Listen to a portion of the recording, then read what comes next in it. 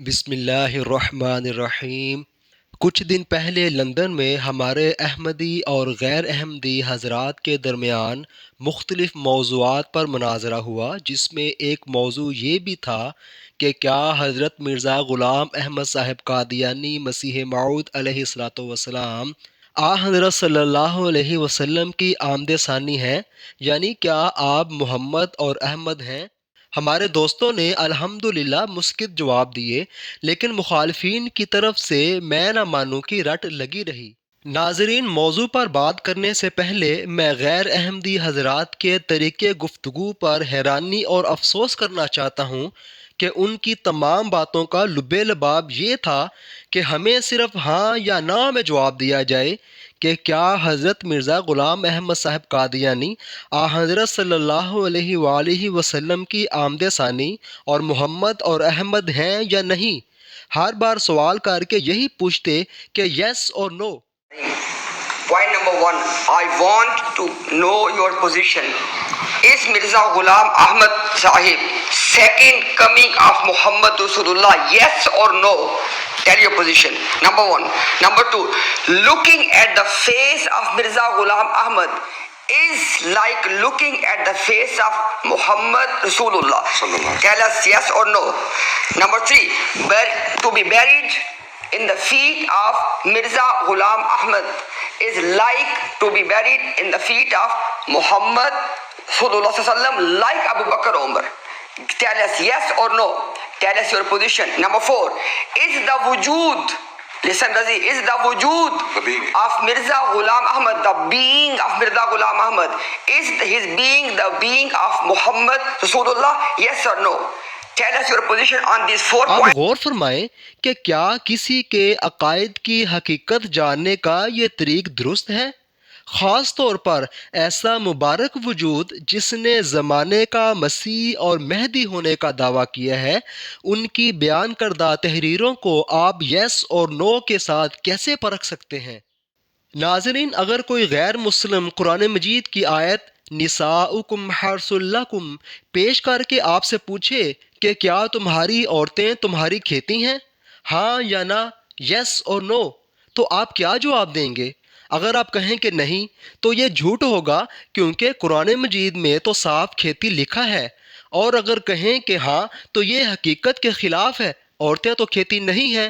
پھر اگر آپ اس کی تشریح اور حقیقی مطلب بیان کرنا چاہیں تو غیر مسلم اس سے انکار کر دے کہ مجھے صرف ہاں یا نہ،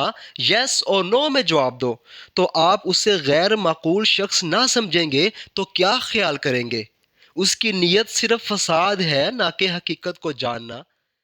پھر اگر کوئی دہریہ آیات ید اللہ فوق ایدیہم اور والسماء بنیناہا بایدین پیش کر کے پوچھے کہ کیا اللہ تعالیٰ کے ہاتھ ہیں یا نہیں، آپ کا جواب کیا ہوگا؟ اسی طرح بے شمار آیات ہیں جن کو ہم یس اور نو کے ساتھ بیان نہیں کر سکتے۔ اسی لیے اللہ تعالیٰ نے عقل و فہم کے ساتھ قرآنی آیات کو سمجھنے کی بار بار تلقین کی ہے۔ مزید اللہ تعالیٰ نے فرمایا، اس آیت کا مفہوم یہ ہے کہ قرآنی آیات دو طرح کی ہیں، ایک محکم یعنی جو بالکل واضح اور بنیادی احکام پر مشتمل ہے، اور دوسری متشابہ یعنی وہ جن میں کچھ اشتباہ، گہرائی یا پردہ ہوتا ہے، اس لیے ان کا مفہوم پوری طرح فوراً واضح نہیں ہوتا۔ پس جن کے دل ٹیڑھے ہیں وہ فتنہ فساد کی نیت سے صرف متشابہ آیات کے پیچھے ہی چلتے ہیں اور اپنی ہی تعویلیں کرتے ہیں، جبکہ اللہ والے نیک نیت لوگ دونوں طرح کی آیات کو مانتے اور اپنی عقل استعمال کرتے ہوئے متشابہ حصے کو واضح حصے کے تحت سمجھتے ہیں۔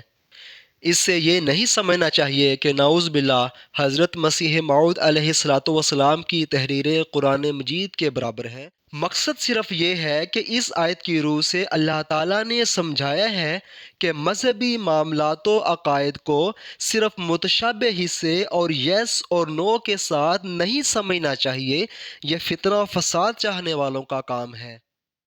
ناظرین، یہود نے حضرت عیسیٰ علیہ السلام کا انکار کیا تو اس کی وجہ کیا تھی؟ یہی کہ انہوں نے یس اور نو کی پالیسی اختیار کی،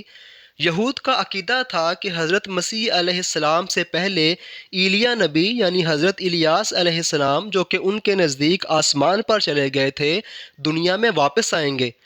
دوسرا یہ کہ عیسیٰ علیہ السلام دنیاوی بادشاہت کے ساتھ آئیں گے اور یہود کو حکومت لے کر دیں گے، اسی لیے یہود مسیح علیہ السلام کو ابن داؤد کہہ کے یاد کرتے تھے۔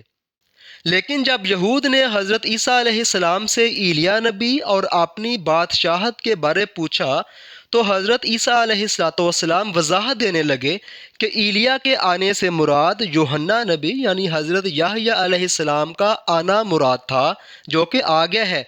نیز میں آسمانی بادشاہت کے ساتھ آیا ہوں، اس کو قائم کروں گا۔ تو یہود نے اس وضاحت کو رد کر دیا، گویا کہ اپنے سوالوں کا جواب صرف ہاں یا نہ میں مانگا کہ آپ سے پہلے ایلیا نبی واپس آئے یا نہیں، اور آپ کے پاس دنیاوی بادشاہت ہے یا نہیں۔ پس یس اور نو کی پالیسی یہود کو ایسی لے ڈوبی کہ خدا کے غضب کے مورد ہو گئے۔ بس آج بھی غیر احمدی حضرات یس اور نو کی پالیسی اختیار کر کے وقت کے موعود مسیح اور مہدی کا انکار کر بیٹھے ہیں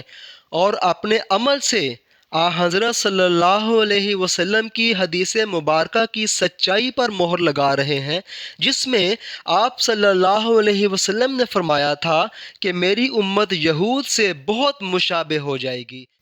حضرت صلی اللہ علیہ وسلم کی بعثت ثانی کی حقیقت اور مسیح اور مہدی کا آپ صلی اللہ علیہ وسلم سے تعلق۔ ناظرین، حضرت مرزا غلام احمد صاحب قادیانی کی شخصیت سے ہٹ کر ذرا عام نظر سے دیکھیے اور نفرتوں سے خالی ذہن ہو کر سوچئے کہ کیا واقعی حضرت صلی اللہ علیہ وسلم کی دوبارہ بعثت ہونی تھی یا نہیں، اور اگر ہونی تھی تو کس طرح؟ نیز امت میں آنے والے مسیح اور مہدی کا آپ صلی اللہ علیہ وسلم سے تعلق اور نسبت کیا ہے؟ آئیے قرآن و حدیث سے اس کو سمجھتے ہیں۔ قرآن مجید کی ان آیات کا مفہوم یہ ہے کہ اللہ تعالیٰ نے حضرت صلی اللہ علیہ وسلم کو عرب کے ان پڑھ لوگوں میں ان کی روحانی تعلیم و تربیت کے لیے مبعوث فرمایا، اسی طرح ایک دوسری قوم میں بھی مبعوث کرے گا ان کی روحانی تعلیم و تربیت کے لیے جو ابھی ان صحابہ سے نہیں ملے یعنی ابھی پیدا نہیں ہوئے۔ ان آیات کی تشریح حضرت صلی اللہ علیہ وسلم نے خود اس طرح بیان فرمائی۔ حضرت ابو ہریرہ رضی اللہ تعالیٰ عنہ سے روایت ہے کہ ہم حضرت صلی اللہ علیہ وسلم کے پاس بیٹھے ہوئے تھے کہ سورہ جمعہ نازل ہوئی۔ آیت وآخرین منہم لما یلحقوا بہم کے متعلق حضور صلی اللہ علیہ وسلم سے دریافت کیا گیا کہ یا رسول اللہ، یہ لوگ کون ہیں جن کا اس آیت میں ذکر ہے؟ حضرت صلی اللہ علیہ وسلم نے اس سوال کا کوئی جواب نہ دیا، حتیٰ کہ حضور صلی اللہ علیہ وسلم سے 3 دفعہ پوچھا گیا۔ اسی مجلس میں حضرت سلمان فارسی رضی اللہ تعالیٰ عنہ بھی بیٹھے ہوئے تھے۔ حضرت صلی اللہ علیہ وسلم نے اپنا ہاتھ حضرت سلمان پر رکھ کر فرمایا کہ اگر ایمان سریہ کے پاس بھی ہوگا تو ان یعنی اہل فارس میں سے ایک شخص یا ایک سے زائد اشخاص اس کو پا لیں گے، یعنی دین اسلام کی حفاظت کریں گے۔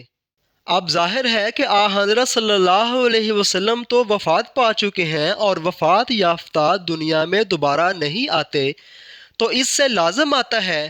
کہ نمبر 1، اس آیت میں کسی ایسے امتی شخص کے مبعوث ہونے کی پیش گوئی کی گئی ہے جس کا آنا گویا کہ حضرت صلی اللہ علیہ وسلم کا ہی آنا تصور ہوگا، یعنی وہ نبی کریم صلی اللہ علیہ وسلم کی کامل روحانیت کے ساتھ آئے گا۔ نمبر 2، اس کے ماننے والے نبی کریم صلی اللہ علیہ وسلم کے صحابہ کے رنگ میں رنگین ہو کر صحابی کہلائیں گے۔ ایک قابل غور بات اس میں یہ بھی ہے کہ صحابہ نے آپ صلی اللہ علیہ وسلم سے یہ نہیں پوچھا کہ یا رسول اللہ آپ کس طرح دوبارہ تشریف لائیں گے، کیونکہ جانتے تھے کہ دوبارہ آمد اسی طرح ہوگی کہ کوئی امتی آپ کی روحانیت اور ذل کے طور پر مبعوث ہوگا، بلکہ پوچھا کہ یا رسول اللہ وہ خوش نصیب لوگ کون ہیں کہ آپ کی روحانیت براہ راست ان کی روحانی تعلیم و تربیت کرے گی۔ پھر قرآن مجید کی اس آیت کا مفہوم یہ ہے کہ اللہ تعالیٰ نے آ حضرت صلی اللہ علیہ وسلم کو ہدایت اور دین حق کے ساتھ بھیجا تاکہ وہ اسے تمام ادیان پر غالب کرے۔ یہ آیت آ حضرت صلی اللہ علیہ وسلم پر نازل ہوئی، لیکن علماء امت نے یہاں امام مہدی اور موعود مسیح مراد لیے ہیں کہ غلبہ ان کے ذریعے ہوگا۔ تفسیر قرطبی میں لکھا ہے ذالک عند خروج المہدی، کہ اس آیت میں مذکور غلبہ اسلام امام مہدی کے زمانے میں ہوگا۔ تفسیر جامع البیان میں ہے وذالک عند نزول عیسیٰ ابن مریم، کہ یہ غلبہ عیسیٰ ابن مریم کے نزول پر ہوگا۔ شیعہ حضرات کی معروف کتاب بہار الانوار میں لکھا ہے نزلت فی القائم من آل محمد، کہ یہ آیت القائم یعنی امام مہدی کے متعلق نازل ہوئی ہے۔ اسی طرح آ حضرت صلی اللہ علیہ وسلم نے آخری زمانے کے فتنوں کے علاج کے بارے فرمایا، یعنی یہ امت کس طرح ہلاک ہو سکتی ہے کہ جس کے شروع میں ہوں اور آخر پر عیسیٰ ہوں گے۔ دوسری حدیث میں فرمایا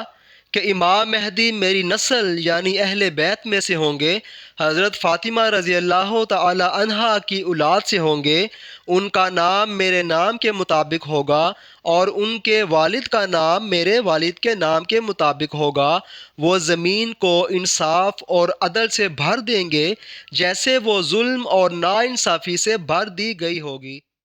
پس ناظرین، قرآن شریف تو آ حضرت صلی اللہ علیہ وسلم کو پیش کر رہا ہے اور آ حضرت صلی اللہ علیہ وآلہ وسلم آخری زمانے کے لیے مسیح اور مہدی کو بیان فرما رہے ہیں۔ پس قرآن شریف کی آیات اور احادیث مبارکہ پر یکجائی صورت میں غور کریں تو واضح ہو جاتا ہے کہ آ حضرت صلی اللہ علیہ وسلم کی بعثت ثانی روحانی طور پر مسیح اور مہدی کی صورت میں ہوگی۔ ان کا آپ صلی اللہ علیہ وسلم کے ساتھ اتنا گہرا روحانی تعلق ہوگا کہ ان کا آنا گویا کہ آ حضرت صلی اللہ علیہ وسلم کا ہی آنا سمجھا جائے گا۔ علماء امت کے نزدیک مسیح اور مہدی کا مقام۔ 8ویں صدی ہجری کے عظیم صوفی عبد الرزاق کاشانی امام مہدی علیہ السلام کے بارے لکھتے ہیں، یعنی آخری زمانے میں جو امام مہدی آئیں گے وہ آ حضرت صلی اللہ علیہ وسلم کی شریعت کے احکام کے تابع ہوں گے اور معارف و علوم اور حقیقت میں تمام انبیاء اور اولیاء ان کے تابع ہوں گے،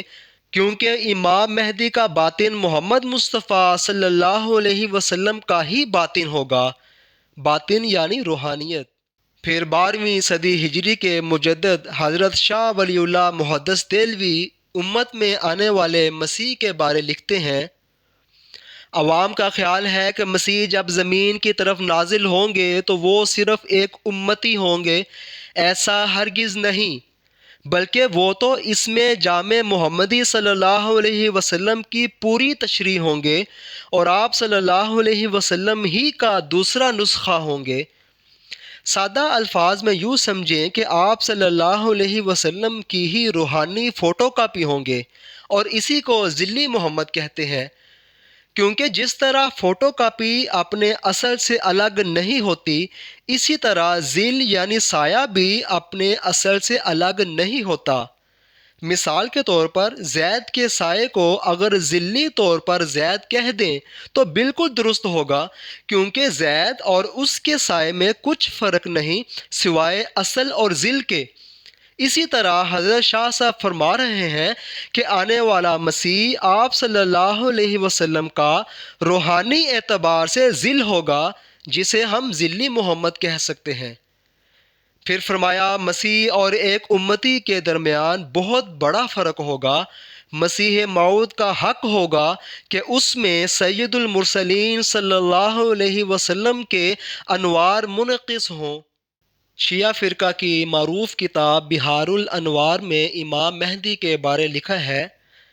یعنی امام مہدی جب آئیں گے تو لوگوں سے کہیں گے کہ سنو، جو محمد صلی اللہ علیہ وسلم اور امیر المومنین کو دیکھنا چاہتا ہے سو میں ہی محمد صلی اللہ علیہ وسلم ہوں اور امیر المومنین بھی۔ پھر بر صغیر کے ایک عالم سید محمد سبطین سرسوی لکھتے ہیں، مہدی نفس رسول و مظہر اوصاف رسول و نائب خاص رسول اور آئینہ کمالات رسول صلی اللہ علیہ وسلم ہیں، اور ظہور انوار محمدی و اوصاف و کمالات محمدی صلی اللہ علیہ وسلم اس جناب پر موقوف ہے۔ ناظرین، ان تمام تحریرات پر غور کرنے سے واضح ہو جاتا ہے کہ علماء کے نزدیک امت میں آنے والے مسیح اور مہدی روحانی اعتبار سے حضرت صلی اللہ علیہ وسلم کی مکمل کاپی، اور آپ صلی اللہ علیہ وسلم کے انوار ان کے ذریعے ظاہر ہوں گے۔ مسیح اور مہدی کے ذریعے آپ صلی اللہ علیہ وسلم کی روحانی طور پر دوبارہ بعثت ہوگی۔ گویا کہ مسیح اور مہدی کی صداقت کے لیے ضروری ہوگا کہ وہ بروزی اور ذلی طور پر محمد ہونے کا دعویٰ کریں۔ مثال کے طور پر ایسا کمرہ کہ جس میں سورج کی روشنی براہ راست نہیں آ رہی، اگر اس کے سامنے ایک آئینہ اس طرح رکھ دیا جائے کہ جس کا رخ سورج کی طرف بھی ہو اور کمرے کی طرف بھی، تو سورج کی تیز روشنی اس آئینے کے ذریعے سے کمرے میں آ جائے گی۔ پس کمرے میں روشنی اگرچہ آئینے سے آ رہی ہے، لیکن پھر بھی اس میں آئینے کا کچھ کمال نہیں، کیونکہ روشنی کا اصل منبع تو سورج ہے اور آئینہ روشنی پہنچانے کا صرف ایک ذریعہ۔ اس لیے اگر روشنی کا اصل منبع سورج ہے تو آئینہ اس روشنی کا ذلی طور پر منبع ہوگا۔ پس امت کے مسیح اور مہدی آپ صلی اللہ علیہ وسلم کی اثر روحانیت آگے پہنچانے کا صرف ایک آلہ ہیں، اس لیے ان کا ذلی محمد ہونا ضروری ہے۔ حضرت مرزا غلام احمد صاحب قادیانی علیہ السلام کا دعویٰ۔ ناظرین، ان تمام باتوں کے بعد اگر دیکھیں کہ حضرت مرزا غلام احمد صاحب قادیانی علیہ السلام کا دعویٰ کیا ہے تو بات بہت واضح ہو جائے گی۔ آپ علیہ السلام نے دعویٰ کیا کہ حضرت عیسیٰ علیہ السلام وفات پا چکے ہیں، اور چونکہ وفات یافتہ واپس نہیں آتے، اس لیے اللہ تعالیٰ نے مجھے اس زمانے کا مسیح اور مہدی بنا کر بھیجا ہے۔ اور جیسا کہ ہم جان چکے ہیں کہ مسیح اور مہدی کے لیے ذلی طور پر محمد اور احمد ہونا ضروری ہے، تاکہ ان کے ذریعے سے حقیقی محمد کے انوار اور روحانیت ظاہر ہو سکے۔ پس حضرت مسیح موعود علیہ السلام نے فرمایا کہ خدا نے مجھے مسیح، مہدی اور آپ صلی اللہ علیہ وسلم کا حقیقی روحانی شاگرد ہونے کی وجہ سے ذلی طور پر محمد اور احمد کا نام دیا ہے، اور میں آپ صلی اللہ علیہ وسلم کی روحانیت کے اظہار کا صرف ایک آئینہ ہوں، یعنی آپ صلی اللہ علیہ وسلم کی روحانی اعتبار سے دوبارہ بعثت میرے ذریعے ہوئی ہے۔ تو ناظرین، اس میں غلط اور بحث کیا ہے؟ اگر کسی کو ڈاکٹر کا طریقہ علاج پسند نہ آئے تو وہ اس بات پر جھگڑا نہیں کر سکتا کہ تم اس طرح سے علاج کیوں کرتے ہو۔ البتہ ڈاکٹر کی ڈگری پر سوال ہوگا کہ آیا فی الواقع وہ ڈاکٹر ہے بھی یا نہیں، اور اگر ثابت ہو جائے کہ اس نے ڈاکٹر کی ڈگری مکمل حاصل کی ہے تو اس کا حق بنتا ہے کہ ڈاکٹری اصولوں اور اپنی عقل و فہم کے ساتھ علاج کرے۔ بس حضرت مسیح موعود علیہ السلام پر اعتراض یہ نہیں ہو سکتا کہ آپ علیہ السلام نے ذلی و بروزی محمد اور روحانی شاگرد ہونے کا دعویٰ کیوں کیا، بلکہ سوال اگر ہے تو صرف یہ کہ کیا آپ علیہ السلام واقعی مسیح اور مہدی ہیں یا نہیں۔ پس اس صورت میں اصل بحث حضرت عیسیٰ علیہ السلام کی حیات و وفات پر آئے گی۔ اگر وہ زندہ آسمان پر موجود ہیں اور حقیقی طور پر واپس آئیں گے تو حضرت مرزا غلام احمد صاحب قادیانی کا دعویٰ خود بخود غلط ثابت ہو جاتا ہے، اور اگر ان کی وفات ثابت ہو جائے تو لازمی طور پر اللہ تعالیٰ اسی خیر امت میں سے ہی کسی شخص کو مسیح، مہدی اور ذلی محمد کے مقام پر فائز کرے گا، جو کہ اللہ تعالیٰ نے حضرت مرزا غلام احمد صاحب قادیانی علیہ السلام کو فائز فرمایا۔ ناظرین، غور فرمائیں، اگر آپ اپنے بچوں کا نام نبیوں کے نام پر رکھتے ہیں، مثلا ابراہیم، موسیٰ، عیسیٰ اور یہاں تک کہ محمد اور احمد، اور کئی لوگ محمد احمد اکٹھا نام بھی رکھ دیتے ہیں، تو صرف نام رکھنے سے بچہ نبی نہیں بن جاتا، اور مقصد صرف یہ ہوتا ہے کہ تا ان پیارے وجودوں کے نقش قدم پر چلیں اور ان کی صفات سے ہم رنگ ہو جائیں۔ اسی طرح اگر اللہ تعالیٰ اس خیر امت کے مسیح اور مہدی کو اپنے آقا حضرت صلی اللہ علیہ وسلم سے کامل روحانی تعلق اور روحانی شاگردی اور غلامی کی وجہ سے ذلی طور پر محمد اور احمد کہہ کے پکارے تو اس میں غلط کیا ہے؟ مسیح اور مہدی کو سید المرسلین صلی اللہ علیہ وسلم کی روحانی بعثت کا ذریعہ ٹھہرائے تو اس میں اعتراض کیا ہے؟ جس طرح بچوں کو شعر کہنے سے وہ حقیقی شعر نہیں بن جاتے، اسی طرح مسیح و مہدی کو خدا کی طرف سے ذلی محمد کہنے سے وہ حقیقی محمد نہیں بن جاتے۔ آخر پہ ناظرین افسوس کے ساتھ بتانا چاہتا ہوں کہ غیر احمدی حضرات عوام الناس کو ہدایت سے دور رکھنے اور گمراہ کرنے کے لیے حضرت مسیح موعود علیہ السلام کا دعویٰ اس طرح بیان کرتے ہیں کہ گویا آپ علیہ السلام نے حقیقی طور پر محمد اور احمد ہونے کا دعویٰ کیا ہے، نعوذ باللہ۔ حضرت مسیح موعود علیہ السلام کے الفاظ آپ کے سامنے رکھتا ہوں جس سے حقیقت آپ جان جائیں گے۔ آپ علیہ السلام فرماتے ہیں، کلو برکۃ من محمد صلی اللہ علیہ وسلم فتبارک من علم وتعلم، یعنی یہ تو تمام برکت محمد صلی اللہ علیہ وسلم سے ہے، پس بہت برکت والا ہے جس نے اس بندے کو تعلیم دی، یعنی آپ صلی اللہ علیہ وسلم، اور بہت برکت والا ہے جس نے تعلیم پائی، یعنی مسیح موعود علیہ السلام۔ اردو اشعار میں فرماتے ہیں، وہ پیشوا ہمارا جس سے ہے نور سارا، نام اس کا ہے محمد، دل بر میرا یہی ہے، اس نور پر فدا ہوں، اس کا ہی میں ہوا ہوں، وہ ہے میں چیز کیا ہوں، بس فیصلہ یہی ہے۔ پھر فرماتے ہیں، اگرچہ میں نے اپنی بہت سی کتابوں میں اس بات کی تشریح کر دی ہے کہ میری طرف سے یہ دعویٰ کہ میں عیسیٰ مسیح ہوں نیز محمد مہدی ہوں، اس خیال پر مبنی نہیں کہ میں در حقیقت عیسیٰ علیہ السلام ہوں اور نیز در حقیقت محمد مصطفیٰ صلی اللہ علیہ وسلم ہوں، یعنی میں حقیقی طور پر عیسیٰ اور حقیقی طور پر محمد نہیں ہوں۔ فرمایا، مگر پھر بھی وہ لوگ جنہوں نے غور سے میری کتابیں نہیں دیکھیں وہ اس شبہ میں مبتلا ہو سکتے ہیں کہ گویا میں نے تناسخ کے طور پر اس دعوے کو پیش کیا ہے، اور گویا میں اس بات کا مدعی ہوں کہ سچ مچ ان دو بزرگ نبیوں کی روحیں میرے اندر حلول کر گئی ہیں، لیکن واقعی امر ایسا نہیں ہے، یعنی حقیقی طور پر ان دونوں نبیوں کی روحیں میرے اندر نہیں آئیں اور میں حقیقی طور پر عیسیٰ اور محمد نہیں ہوں۔ پھر کتاب ایک غلطی کے ازالہ میں فرماتے ہیں، نبوت کی تمام کھڑکیاں بند کی گئیں مگر ایک کھڑکی سیرت صدیقی کی کھلی ہے، یعنی فنا فی الرسول کی، پس جو شخص اس کھڑکی کی راہ سے خدا کے پاس آتا ہے اس پر ذلی طور پر وہی نبوت کی چادر پہنائی جاتی ہے جو نبوت محمدی کی چادر ہے، اس لیے اس کا نام آسمان پر محمد اور احمد ہے۔ اس کے یہ معنی ہے کہ محمد کی نبوت آخر محمد کو ہی ملی، گو بروزی طور پر۔ اگر کوئی شخص اسی خاتم النبیین میں ایسا گم ہو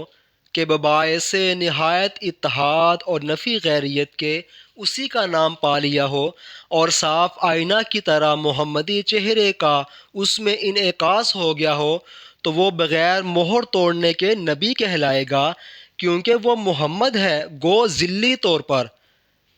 پس باوجود اس شخص کے دعویٰ نبوت کے جس کا نام ذلی طور پر محمد اور احمد رکھا گیا، پھر بھی سیدنا محمد خاتم النبیین ہی رہا، کیونکہ یہ محمد ثانی اسی محمد صلی اللہ علیہ وسلم کی تصویر اور اسی کا نام ہے۔ فرمایا، میں نے انعکاسی اور ذلی طور پر محبت کے آئینے کے ذریعے سے وہی نام پایا، یعنی محمد اور احمد۔ فرمایا ذل اپنے اثر سے علیحدہ نہیں ہوتا، اور چونکہ میں ذلی طور پر محمد ہوں،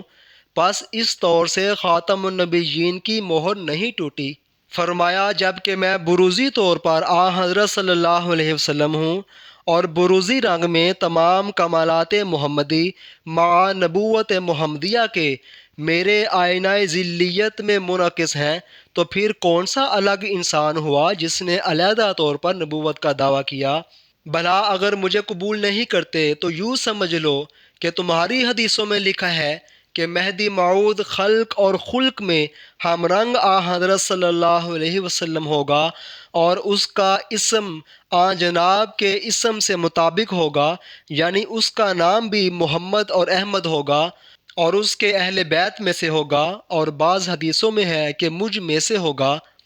یہ عمیق اشارہ اس بات کی طرف ہے کہ وہ روحانیت کی روح سے اسی نبی میں سے نکلا ہوا ہوگا، اور اسی کی روح کا روپ ہوگا۔ اس پر نہایت قوی قرینہ یہ ہے کہ جن الفاظ کے ساتھ آن حضرت صلی اللہ علیہ وسلم نے تعلق بیان کیا، یہاں تک کہ دونوں کے نام ایک کر دیے، ان الفاظ سے صاف معلوم ہوتا ہے کہ آن حضرت صلی اللہ علیہ وسلم اس موعود کو اپنا بروز بیان فرمانا چاہتے ہیں۔ فرمایا اس آیت یعنی آیت خاتم النبیین میں ایک پیش گوئی مخفی ہے، اور وہ یہ کہ اب نبوت پر قیامت تک مہر لگ گئی ہے، یعنی نبوت بند کر دی گئی ہے، اور بجز بروزی وجود کے جو خود آن حضرت صلی اللہ علیہ وسلم کا وجود ہے، کسی میں یہ طاقت نہیں جو کھلے کھلے طور پر نبیوں کی طرح خدا سے علم غیب پاوے، اور چونکہ وہ بروز محمدی جو قدیم سے موعود تھا وہ میں ہوں، اس لیے بروزی رنگ کی نبوت مجھے عطا کی گئی، اور اس نبوت کے مقابل پر اب تمام دنیا بے دست و پا ہے، کیونکہ نبوت پر مہر ہے۔ ایک بروز محمدی جمیع کمالات محمدیہ کے ساتھ آخری زمانے کے لیے مقدر تھا، سو وہ ظاہر ہو گیا۔ فرمایا اب اس تمام تحریر سے مطلب میرا یہ ہے کہ جاہل مخالف میری نسبت الزام لگاتے ہیں کہ یہ شخص نبی یا رسول ہونے کا دعویٰ کرتا ہے، مجھے ایسا کوئی دعویٰ نہیں۔ میں اس طور سے جو وہ خیال کرتے ہیں نہ نبی ہوں نہ رسول ہوں، ہاں میں اس طور سے نبی اور رسول ہوں جس طور سے ابھی میں نے بیان کیا ہے۔ پس جو شخص میرے پر شرارت سے یہ الزام لگاتا ہے جو دعویٰ نبوت اور رسالت کا کرتے ہیں، وہ جھوٹا اور ناپاک خیال ہے۔ مجھے بروزی صورت نے نبی اور رسول بنایا، اور اسی بنا پر خدا نے بار بار میرا نام نبی اللہ اور رسول اللہ رکھا، مگر بروزی صورت میں۔ میرا نفس درمیان نہیں ہے بلکہ محمد مصطفیٰ صلی اللہ علیہ وسلم ہے، اسی لحاظ سے میرا نام محمد اور احمد ہوا۔ پس نبوت اور رسالت کسی دوسرے کے پاس نہیں گئی، محمد کی چیز محمد کے پاس ہی رہی، علیہ الصلاۃ والسلام۔ اللہم صلی علی محمد وبارک وسلم انک حمید مجید۔ آئندہ ویڈیوز میں انشاءاللہ تعالی غیر احمدی حضرات کے باقی اعتراضات کا بھی جواب دیں گے، ان پر بھی بات کریں گے۔